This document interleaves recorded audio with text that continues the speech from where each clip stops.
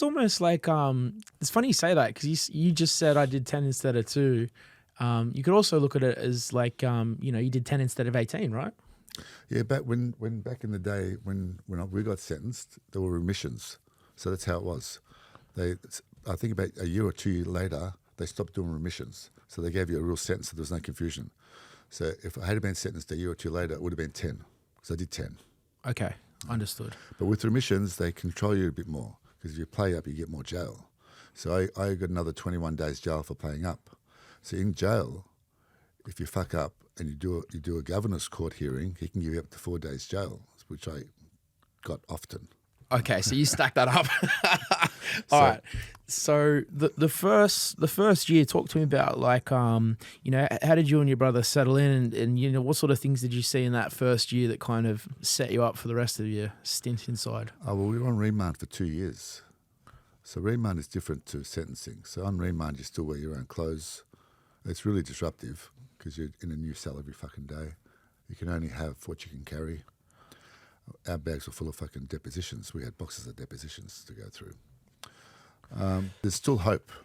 Everyone on remand, most people have got hope. I mean, obviously some people don't because they're so fucking guilty. So it's a different vibe, a different energy. But once you get sentenced, you go across to the other side. And there's no longer hope, right? You got a fucking jail full of miserable, angry, mostly hard cunts. And you just don't fuck around because everybody's looking for an excuse just to stab or iron bar someone. They want to express their anger, and they usually express it on each other. All the screws get battered as well.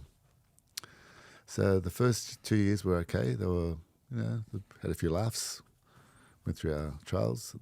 Then the third year we started real jail, and it was different. But when we were already in jail for 2 years, so we knew everybody, everyone knew us. We were in the papers a lot.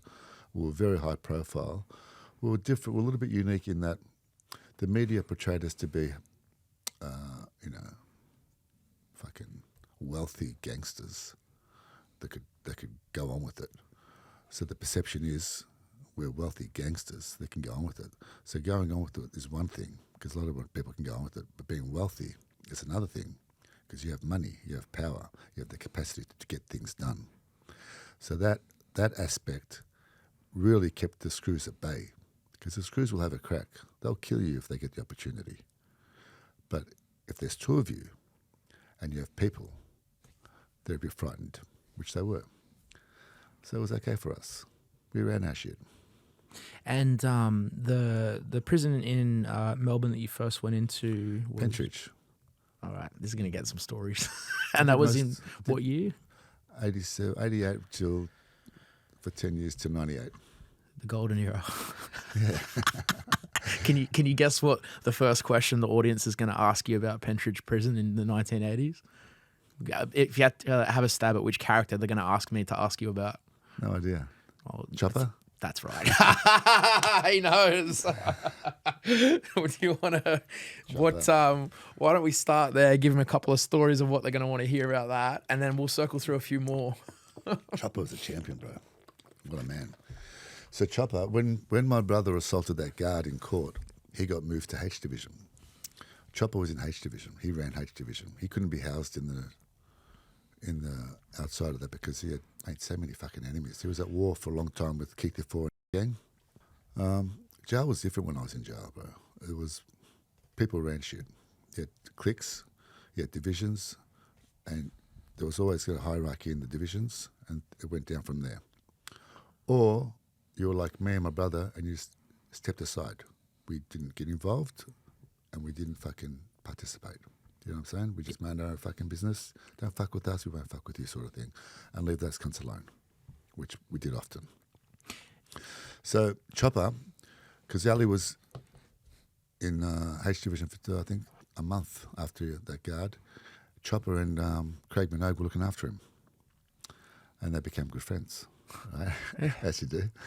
And so when we went to sentencing, behind D Division, which the division we were in, there was a barbed wire fence that separated H Division and D Division, and there was another fence.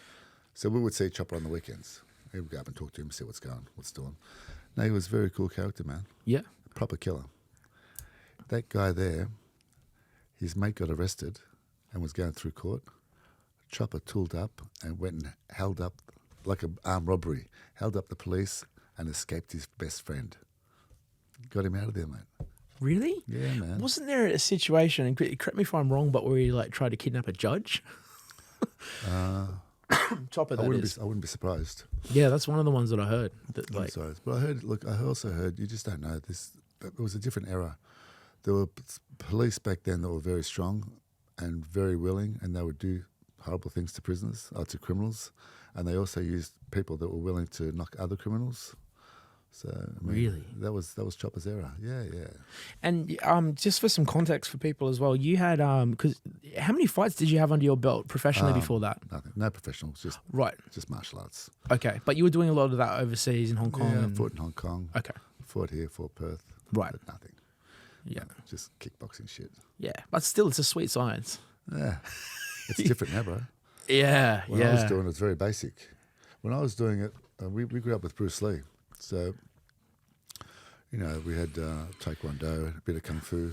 Yep. But now, I mean, towards the 80s, it got really, really technical. They brought in Thai boxing and kicking below the waist and elbows and things that I was not exposed to when I was training.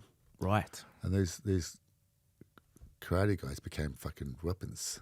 You know, this martial artists that started doing Thai boxing, and then they started grappling on the mats. Like, it's a different level now. You've trained over at Tiger Muay Thai and I have not. oh, you'd love it, bro. It's good. You just sweat it all out. In Koh Samui?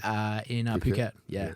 I've been past there. Hamzat Chimaev trains there. It's a good gym. Oh, yeah? Yeah, highly recommend. You go out, have a nice free. They got chicken breast and banana shakes. And Yeah, all it's that all sort of happening stuff. there. Yeah, man, it's a good place to be. I was there for about a week. It was pretty cool. You'd love it. Yeah.